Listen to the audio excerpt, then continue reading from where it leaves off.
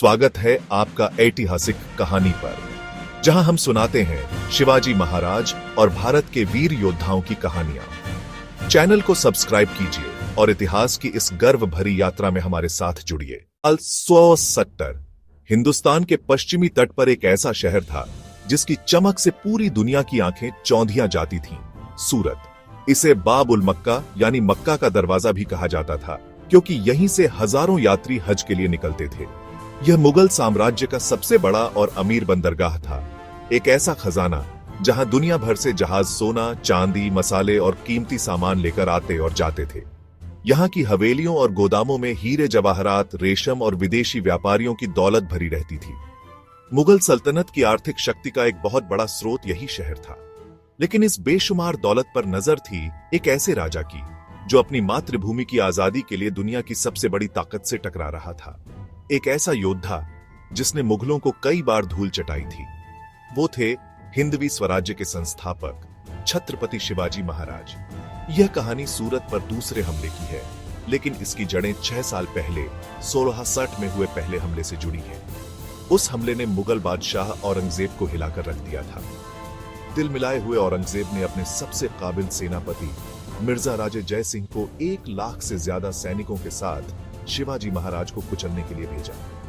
एक भयंकर संघर्ष के बाद 1667 में शिवाजी महाराज को पुरंदर की संधि पर हस्ताक्षर करने के लिए मजबूर होना पड़ा। इस संधि के तहत उन्हें अपने 23 किले और करोड़ों की संपत्ति मुगलों को सौंपनी पड़ी। यह स्वराज्य के लिए एक बहुत बड़ा झटका था। इसके बाद 1667 में औरंगजेब ने उन्हें आगरा के दरबार में बुलाया और धोखे से नजर कैद कर लिया। मुगल बादशाह की योजना शिवाजी महाराज को हमेशा के लिए कैद रखने की थी, लेकिन वह उनके साहस और बुद्धि को कम आंक रहा था। शिवाजी महाराज अपने बेटे संभाजी के साथ मिठाई की टोकरियों में छिपकर आगरा के किले से किसी चमत्कार की तरह बच निकले। ये इतिहास के सबसे साहसी फरार होने की घटनाओं में से एक थी। रायगढ़ वापस लौटकर महाराज ने अगले कुछ साल अपनी शक्ति को फिर से संगठित करने, अपनी सेना को मजबूत करने और खोए हुए किलों को वापस जीतने की तैयारी में बिताए। लेकिन इस सब के लिए जरूरत थी धन की, और उनकी नजर एक बार फिर मुगलों की दुखती रग सूरत पर पड़ी। 1670 में हालात उनके लिए बिल्कुल अनुकूल थे। औरंगजेब ने 1667 के हमले के बाद सूरत की सुरक्षा तो बढ़ाई थी, लेकिन अब उसका ध्यान कहीं और था। मुगल सेना उत्तर पश्चिम में अफगान विद्रोहियों से लड़ने में व्यस्त थी। सूरत में तैनात सैनिक लापरवाह हो चुके थे और उन्हें दूर दूर तक किसी हमले की आशंका नहीं थी। यही वो मौका था जिसका शिवाजी महाराज को इंतजार था। उनके महान जासूस वहीरजी नाइक ने शहर का चप्पा चप्पा छानकर सटीक जानकारी जुटाई थी। कहां सबसे ज्यादा दौलत है, सुरक्षा कहां कमजोर है और हमला करने का सही समय क्या होगा। ये कोई अंधाधुंध हमला नहीं, बल्कि एक सोची समझी सैन्य कार्रवाई होने वाली। 3 अक्टूबर 1670 शिवाजी महाराज लगभग 15,000 घुड़सवारों और पैदल सैनिकों की एक फुर्तीली सेना के साथ बिजली की गति से सूरत की ओर बढ़े। उन्होंने अपनी सेना को कई टुकड़ियों में बांट दिया था ताकि मुगल जासूसों को धोखा दिया जा सके। उनकी गति इतनी तेज थी कि जब तक सूरत के मुगल सूबेदार को कुछ समझ आता, मराठा सेना शहर के दरवाजे पर खड़ी थी। यह हमला इतना अचानक और अप्रत्याशित था कि पूरे शहर में हड़कंप मच गया। व्यापारी और अमीर लोग अपनी जान और माल बचाने के लिए भागने लगे, अपने खजानों को तहखानों और कुओं में छिपाने की कोशिश करने लगे। शहर की रक्षा का जिम्मेदार मुगल सूबेदार लड़ने के बजाय डर कर अपने कुछ सैनिकों के साथ किले में जा छिपा और शहर को उसके हाल पर छोड़ दिया। शहर की बाकी मुगल सेना पूरी तरह से हक्की बक्की और नेतृत्वहीन हो गई। अगले 3 दिनों तक सूरत पूरी तरह से मराठा सेना के नियंत्रण में था।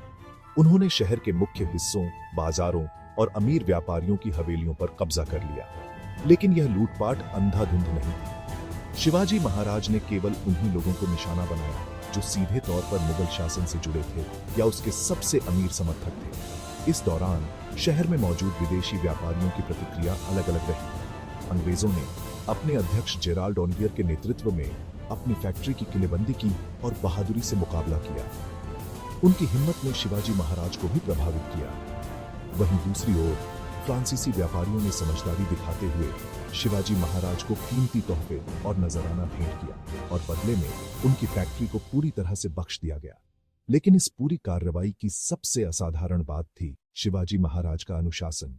उन्होंने अपनी सेना को सख्त आदेश दिए थे कि किसी भी आम नागरिक को परेशान न किया जाए, किसी भी महिला या बच्चे को कोई नुकसान न पहुंचे और किसी भी धार्मिक स्थल, चाहे वो मंदिर हो, मस्जिद हो या चर्च, का अपमान न हो। शहर में मौजूद कैपुचिन पादरी फादर एम्ब्रोस ने खुद लिखा है कि कैसे मराठा सैनिकों ने उनके मठ की रक्षा की। यह एक हमलावर सेना का नहीं, बल्कि एक अनुशासित और नैतिक बल का आचरण था। यही कारण है कि इतिहास इस घटना को महज एक लूट के रूप में नहीं, बल्कि वीरता और अनुशासन के एक अद्वितीय उदाहरण के रूप में याद करता है। 3 दिनों के बाद मराठा सेना लगभग 6-5 मिलियन रुपए की दौलत, जिसमें सोना, चांदी, मोती, हीरे और अन्य कीमती सामान शामिल थे, लेकर उतनी ही तेजी से वापस लौट गई जितनी तेजी से वे आए थे। जब यह खबर औरंगजेब तक पहुंची तो वह आग बबूला हो गया। यह सिर्फ पैसे का नुकसान नहीं था, यह मुगल साम्राज्य के गौरव और प्रतिष्ठा पर एक करारा तमाचा था।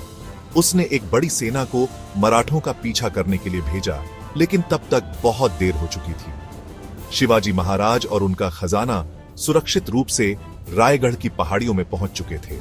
इस हमले का असर बहुत गहरा और दूरगामी था।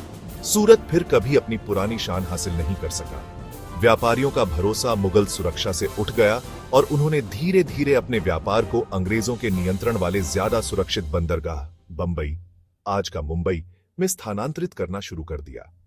इस तरह सूरत के पतन ने अनजाने में बंबई के उदय की नींव रखी। वहीं दूसरी ओर इस दौलत ने मराठा साम्राज्य को एक नई संजीवनी दी। इस पैसे का इस्तेमाल सेना को और मजबूत करने, नौसेना का विस्तार करने और पुरंदर की संधि में खोए हुए किलों को एक एक कर वापस जीतने के लिए किया गया। यह स्वराज्य के संघर्ष के लिए एक महत्वपूर्ण आर्थिक विजय थी। इसलिए सूरत की दूसरी लूट सिर्फ एक लूट नहीं थी, यह एक शानदार रणनीतिक प्रहार था, एक आर्थिक सर्जिकल स्ट्राइक जिसने दुश्मन को उसकी सबसे बड़ी ताकत पर चोट पहुंचाई और अपनी ताकत को कई गुना बढ़ा लिया।